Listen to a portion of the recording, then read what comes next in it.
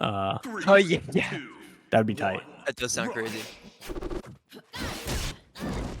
All right, two players who are way too good to be first and Yeah, plus two 0 sleepers. right now. You It's need to actually enter crazy. more. Nah, Leescano is just too nice. We need a meaner Leescano. He's too pure for his own good. He has too many homie stocks. Yeah, he sure. gets he has homie stocks and he does homie That's so saves cool. and like he wants only you to wants play people. your best. He only wants wants to win on his own terms. Oh, it's just so scary. He's so much better at those setups Yeah, now. he's made some adaptations and some changes to his advantage. That makes it so much scarier to play against now than it ever was. Somebody clipped that. He's playing. Let me tell you something. He's out here playing Wii tennis. No, it was like volleyball. Dude, Galu Fair is a volleyball bump. Yeah, yeah. It's definitely a bump. Dude, the up air, fair is the bump and up air is the set. For sure. I think that it's cool to see Leescano do these active swap setups where I'm like, what? Oh my God. like that. This It's so dude. cool. And then throwing up the character after him. Wait, did he stop for a second to T-pose? What was that? Offy T-pose tech unlocked. Yeah. Oh. Okay. So now Starman is starting to employ the Afigalo counterplay. When you start to get your feet below you and you realize that what's actually going on, but it's double burst. You realize that you can happy birthday them. You can a little. Yeah, you That's can the risk of active swap. Yeah, double so damage if you active swap, well, it's not even just double damage. It's just that if you active swap, either one of your two totems can get hit, and there's a window of time where that can be the case. So if you're Galu and you're charging an up strike, somebody else, any other character can run up and D-strike it or something like that. Yeah. And Yeah, that's I think a universal strategy that works as counterplay against this character. I honestly think Chain is really hard to play into these two, because you kind of don't have a lot of moves that are good at pulling. Yeah, you need the space, and they're occupying both of it, either with an active swap or the projectile or all of this, right? I think you definitely want to start playing in Blade just because you get low commitment, right? Oh no, yeah, you see that? So yep. He's getting sandwiched, right? And the correct thing to do there is to hit Galu while he's charging, but it's so scary. You have to turn your back on the other one, and you gotta jab. You gotta turn your back on the other one and jab. Or forward and strike. Trust. Forward strike will reach. Yeah, and trust that the counterplay will work, right? Yeah. Because as soon as you do that, the other totem just dies. Ooh, he's using it gets up angled forward tilt.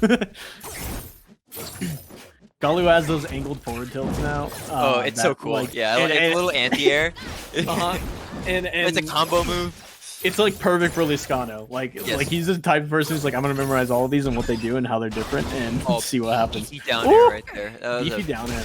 Nice. I love him using the neutral special out of the swap to get up really fast. It's kind of like going in place of the super jump because he's spinning the Spartan swap. Right? Ooh, DP. And he's getting knocked down on the other totem. So scary. But yeah, I think you have to be. What do you do? Wait, hold on. Dude, wait, that actually covered. That's counterplay to the counterplay. Dude, it's like a knot. He's tying a knot. He's tying a knot. Dude, he had a setup that launches the inactive into the active and oh my God, does an anti-air and covers the hitting the close totem. That's so money. If you tried to hit Galu there, the Offy F strike would clank it out. Or would probably. Yeah. Because you're at best trading. And that's terrible. That's horrible. That's some GameStop shit right there. Holding the charge through their grab is so money. That's so Giga Chad. Maybe you'll mess up the grab, you know? Oh my God. Yeah, it's so cool. I love seeing the set. I love seeing the double hits just actually pan out in a way that I think Leescano's been trying to make work for a long time, and now finally is bringing it to a very actionable way. it's so cool. He's holding the charge through getting hit, right? So that means he's holding attack the entire time, right? Yeah. I think he has. I think so. I think that he plays on an Xbox controller and has one of his bumpers set to attack. I'm pretty sure that's the way smart. that he does that. That's smart. That makes sense. You know, it's also crazy. Some Leescano lore. You know, he plays nice with special stick. Yeah. Right so that you can do the down specials without fast falling, right? Yeah, that's probably what it is actually. It's a good and point. The grab swaps need that to avoid down throw as well. In order to get like the timer F throw, like defaults to F throw. In order to get that like loop, you need to have a down special like input, whether it's on a stick or. And so you can do it on a D-pad, and so if your hands are big enough, you can reach over to the D-pad with your right hand, like yeah. And that's valid. One thing I want to see somebody, button. dude, we should have assignable direction buttons. I hope that we do at some point. Yeah, that would open up a lot of tech that's really gated behind having like 3 sticks available. Yeah. Or keyboard. Okay, you know what I want to see somebody do at some point? I want to see somebody. I want to see somebody claw an Xbox controller or like. Oh, what was that speed in the back air there? Reverse nair. Oh, getting the wake up. You still have time. This movement on these wavelands is really good. Yeah. Making Galu look so fast. He's moving around with Avi. He's like, threatening. I love the tying and not like visualization of that. Oh, that was plus enough to maybe get something out of it, but backwards, Maybe a turnaround grab. Backwards is a really plus on Offie. But I like that he sets up the charge and then just dashes around the charging thing, like just being a threat and wasting time, right? Like eventually Starman's gonna have to choose an option to get out of this. Oh, we got double kunai. Alright. It was like, I think he shielded it and parried it at the same time or something. Yeah, it's the next frame. It'll make double kunai. We could probably fix that. Like, yeah, you could probably just make that not reflectable or whatever. For the first however many frames. Yeah. Oh no! Oh, he got the get up. Oh, dude, kunai is coming in clutch there. Lee's like just Oki and just knockdown. Everything has been on point. Yeah, no, this is a character that they were asking so much for a knockdown move, right? Because this is probably the character that makes the most use out of it. Right. They didn't have one. Like Raymer. Yeah, right. Raymer as well.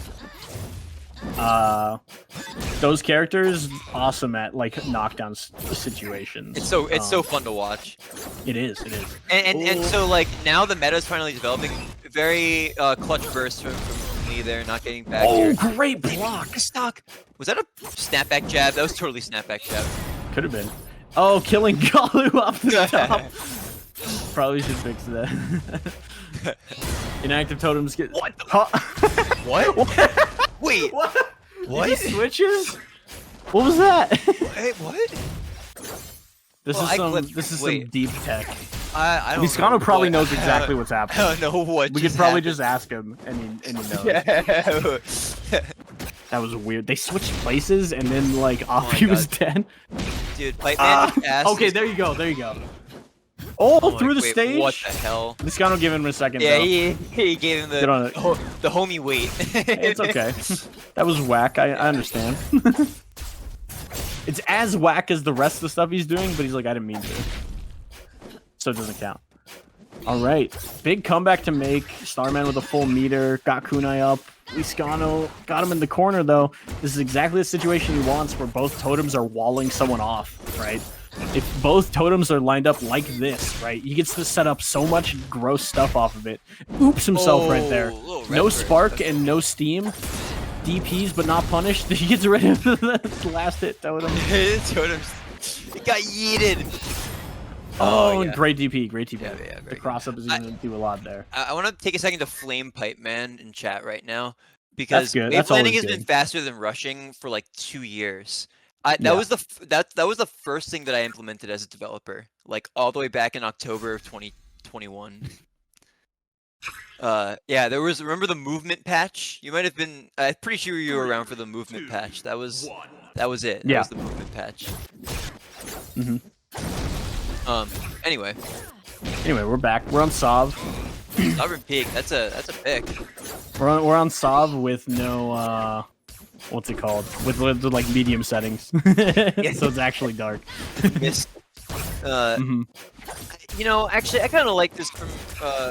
Actually, what's interesting, if I were Starman, I would have also maybe picked this stage just because like there's less stuff to worry about, like less platforms. Like, yeah. It's just a totem doing its thing. That also makes it a little simpler for Lee to do a setup. So it does. No, well, I think the setups it's a lot easier to go over them now, right? There's not going to be like one sitting on a platform being a threat. Oh, great down air. Looking like Falco. Ooh, the scoop with the up special to get out of it into the DP. They're neck and neck right now. Don't get hit by that kunai. Yeah. No Galu. Oh, goes underneath the lob. A little mistake on the timing, and Starman is gonna just dash back until he's in the range. I want to point out, Starman's been doing these double bounce, hard knockdowns this game, or I guess just in this set in general, looking for Oki. He hasn't really been able to get much off of it. I feel like he would be better off just falling with an up air instead. Up air might be good, or neutral air. Oh, hey, there's that again. The thing. You could fix that. I wonder if it's just Galu down throw. It could be. We could ask Leescano and he'll tell us. He'll give us detailed frame data information on it. Oh, Leescano having very bad DI on all of those hits. Oh. Good job acknowledging that the totem's getting intercepted and he's no longer safe, and he just dips out of that charge. Double kunai coming in again. Ugly. The sheer just number of interactions that can happen. You need any game with Afigalu really, but like but Reina has so many options too. Yeah. Both characters that like to teleport and box, you know. At least Blade Reina does. And Zone, for that matter. And Zone. Yeah, they kind of switch a lot between those two. Ooh, that lowest up special I ever seen. That down air's good. Chasing with the kunai, not going to be enough. He's going to get the recovery back. Just get an edge guard. This looks like a situation that's dangerous. Starman actually threaded the needle there and didn't get. I think he was trying to cover the happy birthday or like the pullback. Because and he was just, I think he may have just hesitated, or rather, Leescano just shot in the wrong direction. Like, sure. Oh, that's a dead totem. That was a dead totem as well as Galu getting grabbed. Okay, all right. Seeing a combo weak here, that was cool. I don't think weak he was prepared sweet. for it, though. Don't see a lot of weak bear on Reina, but it's a very good combo tool. Oh. Sitting here through the stage again, it might just be down throw. There's something weird looking about it. Yeah, the grab offset or something. Reina being so tall, it might just be that too. All right. Oh, and the snipe with the kunai. Very cool. Off the bat, actually, this was looking like Lee was gonna kind of run away with it after the first game. Yeah, definitely. Lee showed up strong, but now Starman is just playing like really solid, like break him up, just combo, just like a little bit punishing better, right, and playing less neutral, which is like I think where Leescano shines the most is those neutral setups that take a minute. And if Starman's not letting him breathe, then he gets these. Gets him. I don't know if he's going for a fair or if he's actually trying to hit that up special. But a fair might have been good there. All right. Oh, he gets inside the detail range. Oh, but gets scared and parries. That's really big. Lee in these last two situations has been getting a little bit smoked and a little bit. Yeah. Leescano kind of wants he's playing with that assumption that he can trade a lot, right? Like but you can't do that when you're so far behind. Yeah, he's playstyle really benefits him playing like ahead because then he can like go for those active swap setups. Literal snowball, actually. Literal snowball, yeah. And it's kind of like Yoshi where like you get more out of the double jump armor if you're ahead because you get to just trade more, you know. Oh my fucking goodness! Welcome back, bro. Jeez. Playing hectic neutral. I can't play against Lee. It's so hard to keep up with him. There's a lot going on. There's so much happening. I just can't do it. I still don't know how Lee is still in first Dan, bro. I don't get it. It's because he's too nice. Yeah.